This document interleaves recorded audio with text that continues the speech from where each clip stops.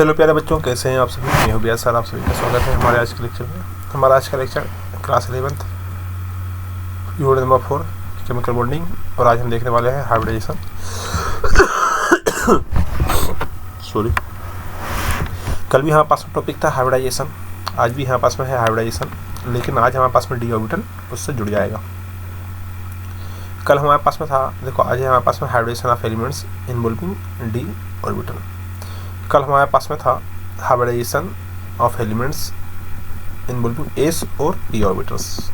आज कोई नया इसमें ऐड हो गया है डी ऑर्बिटल। कल आपको फार्मूला हमने बताया था, फार्मूला क्या था याद है आपको? फार्मूला था हमारे पास में कि सबसे पहले आप जेड निकाल लो। हाइब्रिडाइजेशन निकालने के लिए आपको क्या निकालना पड़ेगा? जेड। तो यहाँ से आप जेड निकाल लो, और जेड का फार्मूला मैं आपको बताया था, क्या था आपका? वो था आपका 1/2 इंटू वैलेंसी सेल इलेक्ट्रॉन। यदि माइनस है तो प्लस कर दो, नेगेटिव चार्ज प्लस कर दो, नेगेटिव चार्ज, और प्लस है तो नेगेटिव चार्ज दो, पॉजिटिव चार्ज। और उसके बाद में था plus monovalent atom, monovalent atom. यहाँ पास फार्मूला था। इस फार्मूले की हेल्प से हमने जेड निकाला था। जेड यदि जेड की वैल्यू यदि यहाँ हाइब्रिडाइजेशन हो जाएगा, जेड की वैल्यू यदि 2 आती है तो हाइब्रिडाइजेशन sp, जेड की वैल्यू 3 आती है तो sp2, जेड की वैल्यू यदि 4 आती है तो sp3, जेड की वैल्यू यदि 5 आती है तो sp3d, जेड की वैल्यू यदि 6 आती है sp3d2। ये इस प्रकार से हमारे पास हाइब्रिडाइजेशन था। अब बैलेंस से इलेक्ट्रॉन क्या होते हैं वो मैं आपको बता दिया था। क्या होते हैं कि जैसे हमारे पास में लिथियम है, lithium, beryllium, boron, carbon, nitrogen, oxygen, fluorine है। अब यहाँ पर हमारे पास में लिथियम है, तो लिथियम है तो उसके पास में बैलेंस से इलेक्ट्रॉन होता है 1। बेरिलियम है तो बेरिलियम के पास में होता है 2। बोरोन है तो बोरोन के आसपास में होता है 3। कार्बन है तो कार्बन के आसपास होता है 4। नाइट्रोजन है तो नाइट्रोजन के आसपास होता है 5 बैलेंस से इलेक्ट्रॉन। ऑक्सीजन है तो ऑक्सीजन का होता है 6। ये फ्लोरीन है तो उसका होता है 7 बैलेंस से इलेक्ट्रॉन। क्या है ये यहाँ पास में है, यहाँ पास में है वैलेंसी सेल इलेक्ट्रॉन। क्या है? Valency cell electron. 1 2 3 4 5 6 7। Lone pair के लिए हम बात करते हैं, नंबर ऑफ लोन पेयर के लिए बात करते हैं, तो इसमें कोई लोन पेयर नहीं होता, इसमें भी कोई लोन पेयर नहीं होता, यहाँ भी कोई लोन पेयर नहीं है, यहाँ भी कोई लोन पेयर नहीं है। हाँ, इसके पास में एक लोन पेयर होता है। कितना होता है? एक लोन पेयर होता है। इसके पास में 2 लोन पेयर होते हैं, इसके पास में 3 लोन पेयर हुआ करते हैं। अब यदि बॉन्ड की बात करते हैं, कितने बॉन्ड बनाता है, तो ये हमेशा याद रखना, स्ट्रक्चर बनाने में काम आएगा। ये किसकी बात कर रहे हैं हम यहाँ पर? लोन पेयर की। यदि हम लोन पेयर की बात करते हैं तो ये है। यदि हम बात करते हैं बॉन्ड की, तो ये यहाँ पास में 1 बॉन्ड बनाता है, ये 2 बॉन्ड बनाता है, ये हमेशा 3 बॉन्ड बनाएगा, ये हमेशा 4 बनाएगा बॉन्ड, तो ये से करके 4 बना देता हूँ। ये हमेशा 3 बनाएगा, यहाँ से उल्टा चालू हो जाता है। ये हमेशा 3 बॉन्ड बनाएगा, ये हमेशा 2 बॉन्ड बनाएगा, और ये हमेशा 1 बॉन्ड बनाएगा। ये हमने किसकी बात कर ली? बॉन्ड की। किसकी बात कर रहे हैं हम? बॉन्ड की। तो ये हुआ हमारे पास में कंप्लीट। क्लियर है? ये हुआ हमारे पास में कंप्लीट है। इतना आपको कॉन्सेप्ट याद रखना है। ये आपको काफ़ी हेल्प देगा। हमने इसमें कुछ मेन बातें देखी थी कल, अब उसी को आगे बढ़ाते हुए आज हम और कुछ इम्पोर्टेंट बातें देखेंगे, लेकिन आज इसमें हम डी ऑर्बिटल को इन्वॉल्व करेंगे। तो hybridization of elements having involving D orbitals, इसमें दिया हुआ है कि the elements present in the third period. D orbital कहाँ से चालू होता है? डी ऑर्बिटल होता है थर्ड पीरियड से चालू। ठीक है, देखो जरा, मैंने आपको बताया था कि जब हम लिखते हैं यहाँ पर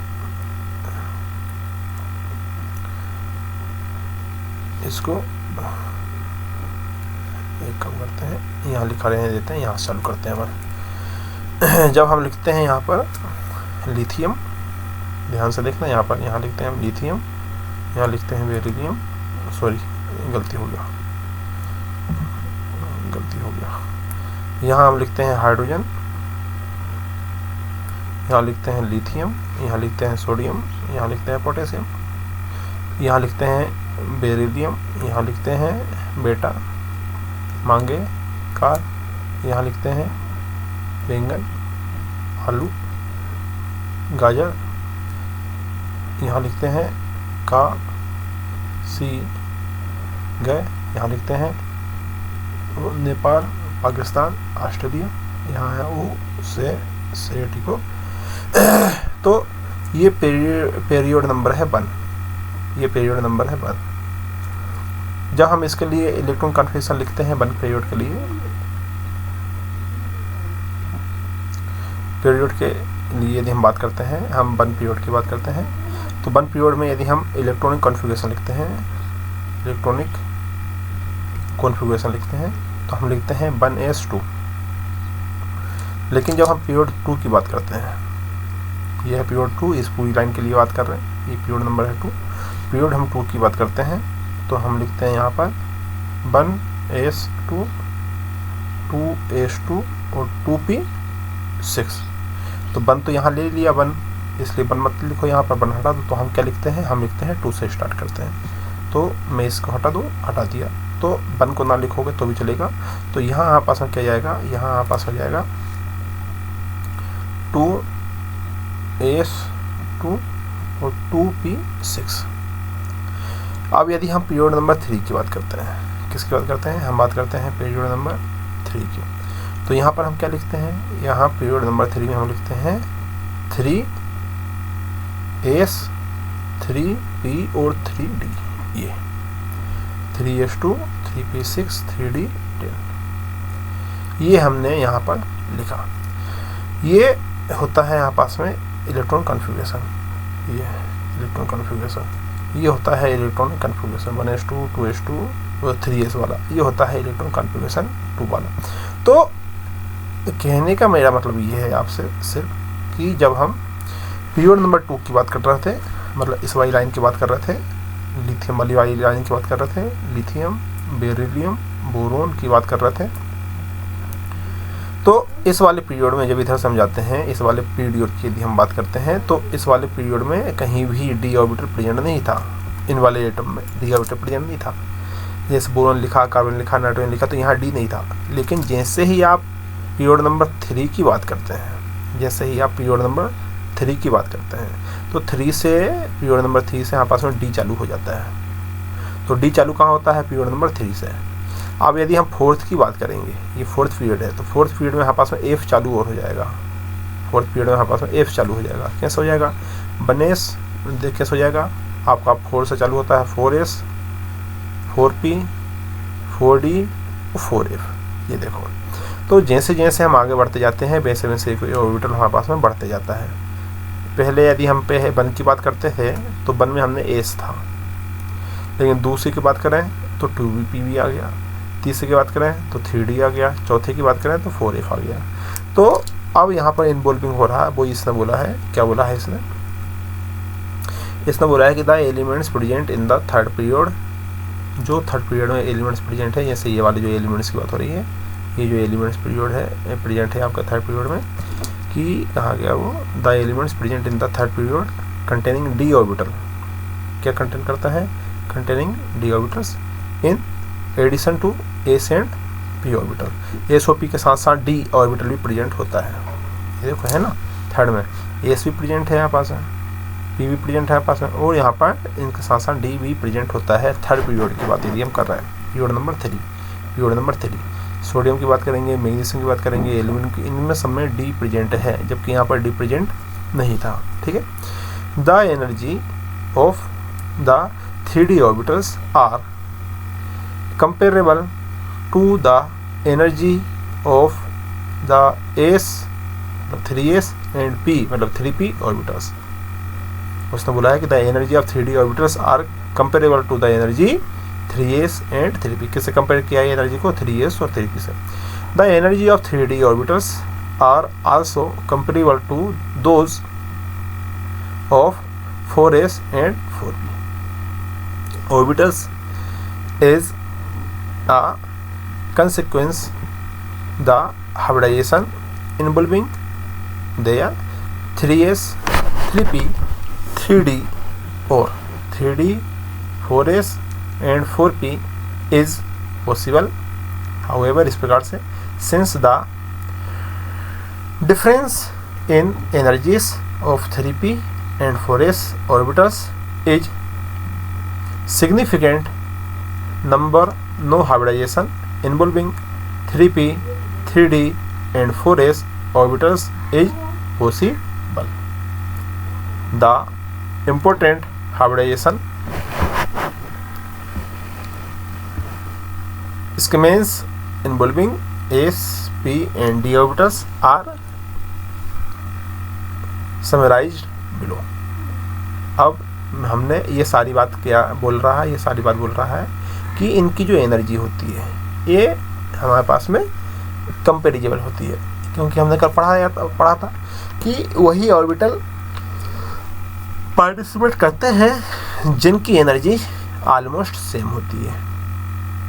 ऑलमोस्ट सेम वाले जो एनर्जी है, ऑलमोस्ट सेम एनर्जी वाले जो ऑर्बिटल्स हैं, ऑलमोस्ट सेम एनर्जी वाले ऐसे ऑर्बिटल्स जिनकी एनर्जी ऑलमोस्ट सेम हो। तो ऑलमोस्ट सेम एनर्जी वाले जो ऑर्बिटल्स हैं उनकी बात हो रही है।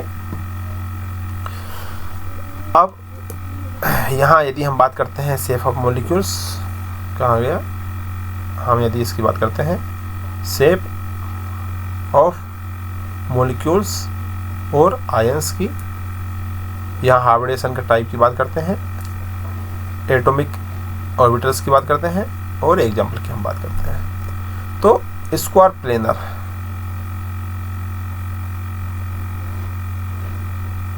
स्क्वायर प्लेनर हमने कल बताया था जब हम बेस पर थ्योरी बताया, कल नहीं परसों, ये दो या तीन क्लास पहले हमने बताया था कि जब हम बात करते हैं स्क्वायर प्लेनर की, तो स्क्वायर प्लेनर में हमारे पास में जैसे आपने एग्जाम्पल लिया ये NiCN4Pt। अब ये कहाँ से आया, क्या आया, ये आपको समझ में आएगा कब, जब आप पढ़ेंगे क्लास 12। अभी ये नहीं बता रहा ये क्या, ये कॉम्प्लेक्स कहलाता है। इसको मतलब दूसरे ले लो, तो यहाँ पर एक D, एक S और एक P, और एक P ने 2P पार्टिसिपेट कर रहे हैं, जब जाके यहाँ पास में बना। कैसे? निकल के लिए हमने यहाँ D ले लिया, क्योंकि निकल के पास में D होता है, कार्बन के पास में S होता है और नाइट्रोजन के पास में P होता है। कार्बन का S यूज हुआ, नाइट्रोजन के P यूज हुए, इस प्रकार से हमने यहाँ पर DsP2 बना लिया। ये सही में नहीं आया, कोई बात नहीं, नीचे देखो आएगा सही में। ट्राइगोनल, बाई पिरामिडल, अब मैं आपको कल बताया था इनका शेप और जियोमेट्री, वहीं से इसने उठाया है। sp3d जैसे pf5, pcl5 की बात करते हैं तो pf5 और pcl5 में एक S है, 3 P है और एक D ऑर्बिटल खाली है, और ये आपस में पार्टिसिपेट कर रहे हैं। ठीक है, इस प्रकार से आपस में बनेगा sp3d। यदि हम स्क्वायर पिरामिडल की बात करते हैं, तो BF5, उसको BRF5 में हमारे पास में एक S, 3 P और 2 D पार्टिसिपेट करते हैं। यदि हम ऑक्टाहेड्रल की बात करते हैं, तो ये यहाँ पास में ऑक्टाहेड्रल के एग्जांपल है, ये यहाँ पास में sp3d2 और d2sp3। अब ये D वाली एंट्री आ गई है, तो D वाली एंट्री आपकी क्लास 12 में आप जब पढ़ेंगे तो आपको और ज़्यादा से अच्छे से समझ में आएगा। हो सकता है यहाँ आपको कुछ बच्चों को समझ में आ रहा हो, लेकिन मोस्ट प्रोबेबिलिटी ये है कि ये समझ में नहीं आना चाहिए आपको, ये क्या बना, कैसे बना। क्लास 12 में जाके ये क्लियर हो जाएगा। अब यदि 1 मिनट के लिए हम इसको पीछे चलते हैं, रिवर्स, ये समझ में आया ये क्या है। 1 मिनट के लिए यदि हम रिवर्स चलते हैं, यहाँ पर जहाँ हमने फार्मूले लिखे थे, जेड की वैल्यू निकाली थी, यहाँ यदि हम PCl5 के लिए बात करते हैं। किसके लिए बात करते हैं? सपोज करो हम PCl5 के लिए बात कर रहे हैं, तो इसको थोड़ा सा ऊपर ले जाते हैं। PCl5 ये हुआ आपस में P, ध्यान से देखना, ये हुआ आपस में P, 1 Cl 2 Cl 3 Cl 4 Cl 5 Cl, 1 Cl 2 Cl 3 Cl 4 Cl 5 Cl, तो ये है आपस में PCl5। और जब PCl5 की हम बात कर रहे हैं यहाँ पर, तो हमको कुल मिला के किससे मतलब है? हम हाइब्रिडाइजेशन निकालते हैं सेंट्रल मेटल का, मतलब फास्फोरस का। तो फास्फोरस के जब हम क्या निकालते हैं? हाइब्रिडाइजेशन।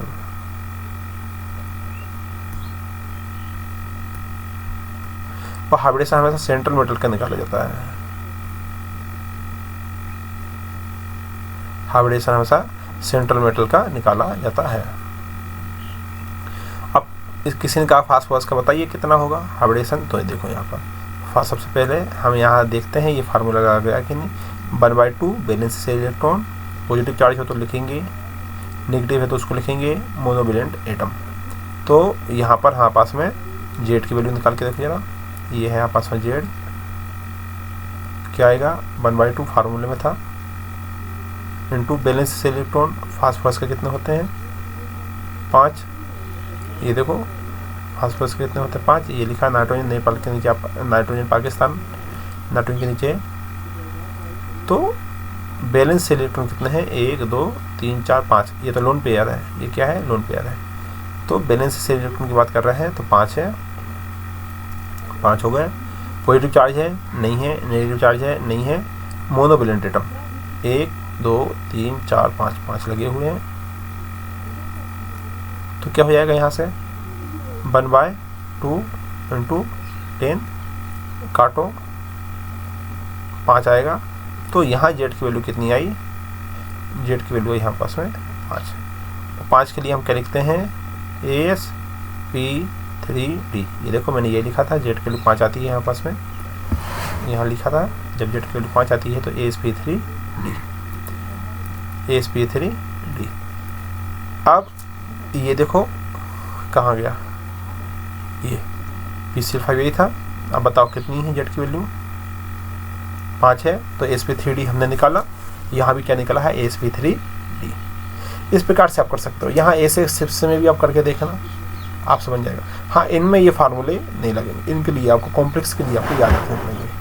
कॉम्प्लेक्स में आपको याद रखने पड़ेंगे कि कैसे निकाला जाता है। अब इनको निकालने के लिए भी हमारे पास में तरीका है, लेकिन वो क्लास 12th में है। कॉम्प्लेक्स के लिए निकालना सीखेंगे, लेकिन वो क्लास 12th में सीखेंगे। विदाउट कॉम्प्लेक्स वाले आप सभी इससे निकाल सकते हैं। देखो एक बार फिर हमने ये प्रूव कर दिया कि भाई ये जो फार्मूला है आपका जेड वाला, ये बहुत बहुत इंपॉर्टेंट है, इससे आप निकाल सकते हो। इस फार्मूले से आप निकाल सकते हो।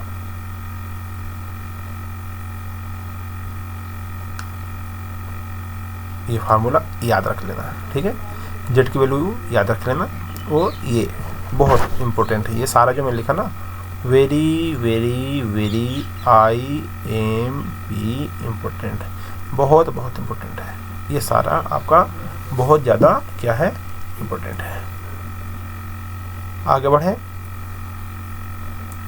PCl5 भी हो गया, ये सारा हो गया। यहाँ से हाइब्रिडेशन आ गया sp3d। अब हम यहाँ बात कर रहे हैं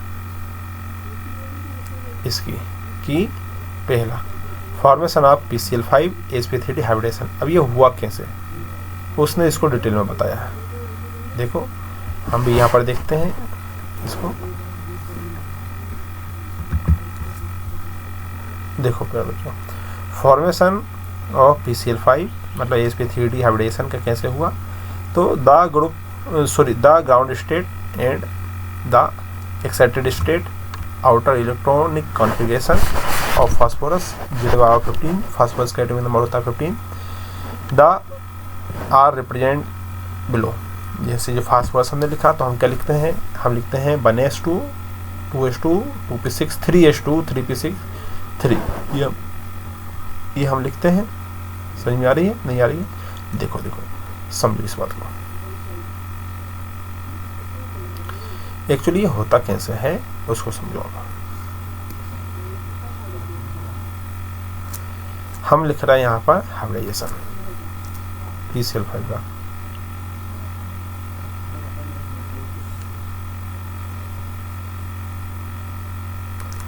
अब जब हम इलेक्ट्रॉन कॉन्फ़िगरेशन लिखते हैं फास्फोरस का, तो हम जानते हैं एटॉमिक नंबर होता है 15, एटॉमिक नंबर होता है 15, 1s 2 2s 2 2p 6, फिर हम लिखते हैं 3s 2 3p 6 3s 2 3p 6, नहीं गलती हो गया, 3s2 नहीं होता है वो, 3p 6 नहीं होता, 3p 3 3s2 3p 3, वो 3d खाली पड़ा होता है यहाँ पर, फिर 3d 0, क्योंकि 30 के पास में d भी होता है, हमने बताया था आपको। तो उसने आउटर अंदर वाले को नहीं लिया, हम जानते हैं अंदर वाले सेल को नहीं लेते हैं, आउटर सेल को लेते हैं। देखो इसके पास में टोटल 3 सेल है, पहला सेल, दूसरा सेल और तीसरा सेल। मैंने आपसे बोला था जब हम रिएक्शन करेंगे तो अंदर वाले सेल से कोई मतलब नहीं है, इस वाले सेल से कोई मतलब नहीं है, मतलब है इससे। तो इस वाले पे तो इतना है, ये यहाँ से लेके यहाँ तक ही ये इसके लिए, ये यहाँ 3s भी प्रेजेंट है, यहाँ 3p प्रेजेंट है, यहाँ 3d भी प्रेजेंट है, इसके साथ में 3s प्रेजेंट है, 3p प्रेजेंट है, वो 3d प्रेजेंट है। s में 2 इलेक्ट्रॉन है, p में 3 और d में 0 इलेक्ट्रॉन है, अंदर वाले की कोई मतलब नहीं है, इसलिए उसने ऐसा लिखा। अब यहाँ से ज़रा इसको इरेज कर दें,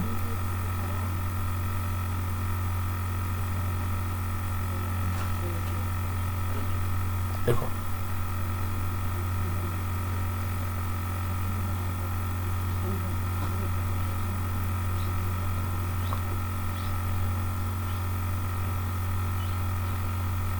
अब देखो जरा, अब ये फास्फोरस हमने लिखा, यहाँ पर है 15, अब हम क्या लिखते हैं 3s, 3s के लिए हम ऐसे लिखते हैं 3s2 है तो एक इलेक्ट्रॉन ऐसा, एक ऐसा, फिर 3p है 3, ये 3p 3, एक ऐसा, एक ऐसा, एक ऐसा, और 3d खाली पड़ा हुआ है, 3d पड़ा हुआ है खाली, 1 2 3 4 और 5 हो गए, 3d खाली पड़ा हुआ है। ये कहलाता है ग्राउंड स्टेट, ये जो हमने बनाया है ये कहलाता है ग्राउंड स्टेट। जैसा सकते हैं सामने लेने लिख दिया, जैसा होता है ये कहलाता है ग्राउंड स्टेट। अब हम बात करते हैं एक्साइटेड स्टेट की। फास्फोरस यही रहता है, हमने फास्फोरस को यही लिखा, लेकिन अब क्या होता है जैसे ही हम इसको एक्साइटेड स्टेट करते हैं बच्चों, यहाँ से एक इलेक्ट्रॉन जंप होकर वहाँ चला जाता है जहाँ यह खाली होता है। तो कहाँ जाएगा, यहाँ से जंप मारेगा, यहाँ से जंप मारेगा और इस वाले में जाके वो इंटर कर जाता है, कर गया। जब इस वाले में ये इंटर कर गया तो ये इस प्रकार से हमारे पास में बनता है। इस प्रकार से ये जो हमारे पास में 2 थे ये 1 बचता है, ये 2 थे ये 1 बचता है, और ये 3 के तो 3 ही होते हैं, ये चेंजेस नहीं होते हैं। 1 2 3 ये तो 3 ही होते हैं हमारे पास में। ये जो हमारे पास में D है, ये D है ऐसा, ये 1 2 3 4, यहाँ हम लिखते हैं 3s, ये होता है 3p, ये होता है 3d। अभी यहाँ 3d 0 था, ये था हमारे पास में 3s, ये है यहाँ पास में 3p, ये यहाँ पास में 3d। यहाँ 3s में 2 इलेक्ट्रॉन थे, यहाँ 3 इलेक्ट्रॉन थे, यहाँ 0 इलेक्ट्रॉन था। लेकिन अब यहाँ पर 2 थे तो वो हो गया 1, ये 3 के 3 रहा है, डी में जो 0 था वो हो गया 1 इलेक्ट्रॉन। ये हमारे पास में है एक्साइटेड स्टेट, ये हमारे पास में है एक्साइटेड स्टेट। अब हमारे पास में ये इनकम्प्लीट है। अब यहाँ क्लोरीन की एंट्री होती है, यहाँ क्लोरीन की एंट्री होती है, तो एक क्लोरीन आकर के यहाँ क्लोरीन की एंट्री होती है, तो एक क्लोरीन आकर के यहाँ लग जाता है, ऐसे एक क्लोरीन आके यहाँ लग जाता है, 2 क्लोरीन, एक क्लोरीन आके यहाँ लग जाता है, 3 क्लोरीन, एक आके यहाँ लग जाता है 4 क्लोरीन, और एक यहाँ आके लग जाता है 5 क्लोरीन। तो ये कंप्लीट हो जाते हैं। देखो ये इनकम्प्लीट था, कंप्लीट हुआ, कंप्लीट कंप्लीट कंप्लीट, और ये भी कंप्लीट। इस प्रकार से हमारे पास, और क्लोरीन के पास में डी खाली होता है, क्लोरीन के पास में डी खाली होता है, ठीक है। तो वो यहाँ इलेक्ट्रॉन को देते देते देते देते देते जाता है। अब इन सबको जोड़ो, जब इन सबको जोड़ोगे तो हमारे पास में क्या आएगा, कितने एस पार्टिसिपेट किया, एक एस पार्टिसिपेट किया प्लस कितने पार्टिसिपेट किए पी, 3 पी पार्टिसिपेट किया प्लस कितने पार्टिसिपेट किया डी, एक डी पार्टिसिपेट किया, सबको मिलाओगे तो क्या हो जाएगा SP3D। ये है फार्मूले से शॉर्टकट में निकाल दिया हमने, और बे से हमारे पास में ए से निकाला जाता है SP3D। क्लियर है, बात समझ में आ रही है। तो ये है इसका कॉन्सेप्ट। अब यहाँ से देखो SP3D hybrid SP3D hybrid orbitals filled by electrons pairs donated by few chlorine atom। SP3D hybrid orbital, क्योंकि अब ये एक नया ऑर्बिटल बन जाता है, सारे कंबाइन होते हैं तो ये कहलाते हैं हाइब्रिड ऑर्बिटल। यहाँ से यहाँ तक जो दिख रहा है बॉक्स में ये है hybrid orbital. SP3D hybrid orbitals filled by electrons pair, किसने इलेक्ट्रॉन पेयर किए, क्लोरीन ने, donate by 5Cl atom, 5Cl atom के द्वारा ये डोनेट किए हैं और इस प्रकार से हमारे पास में बन जाते हैं। क्लियर है। तो उसने बोला है इस प्रकार से हम PCl5 की संरचना हो जाती है। Now the 5 orbitals 1s 3p और 1d, वो अब अपन ने लिखा है, ये इसकी बात हो रही है। उसने ये बोला है कि यहाँ पर 5 ऑर्बिटल्स पार्टिसिपेट किए हैं, 5 ऑर्बिटल्स पार्टिसिपेट किए हैं। एक तो एस पार्टिसिपेट किया, ये देखो मैंने लिखा, एक एस पार्टिसिपेट किया, 3 पी पार्टिसिपेट कर रहा है, ये देखो 3 पी पार्टिसिपेट कर रहा है, और एक डी पार्टिसिपेट कर रहा है, यहाँ पास में एक डी पार्टिसिपेट किया। Are available for hybridization to yield a set of 5 SP3D hybrid orbitals which are directed toward the 5 corner of a trigonal bipyramidal as depicted in the figure।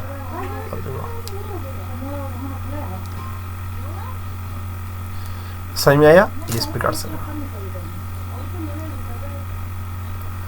अब इस प्रकार से यहाँ पास बन गया, 5 कॉर्नर पर रहते हैं, ये मैं आपको पहले ही बता दिया था। उसने कहा कि ये जब डायग्राम इसका बनाते हैं तो ये ऐसा रहता है,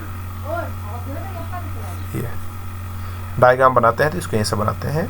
देखो कैसे बनाते हैं, ये हमारे पास में ये होता है फॉस्फोरस, सेंटर में होता है, क्लोरीन एक कॉर्नर पे ऐसा होता है, एक पे ऐसा होता है, एक पे ऐसा होता है, ट्राइगोनल, क्योंकि इसका शेप जो होता है ना वही बनाना पड़ेगा, ट्राइगोनल। तो ये तो हो गया ट्राइगोनल। अब बचे दो बचे, तो एक ऊपर होता है और एक नीचे होता है, ये क्लोरीन। अब ये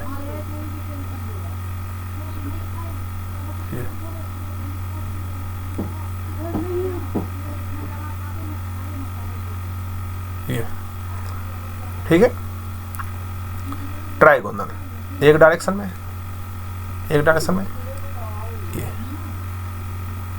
बाय पिरामिडल, एक पिरामिड तो ये बन गया, एक पिरामिड ये बन गया,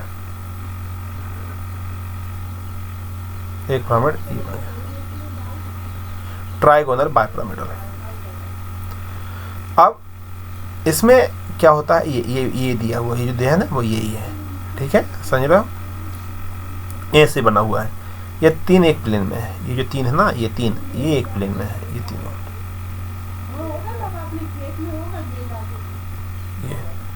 ये तीनों एक प्लेन में है, ये तीनों एक प्लेन में।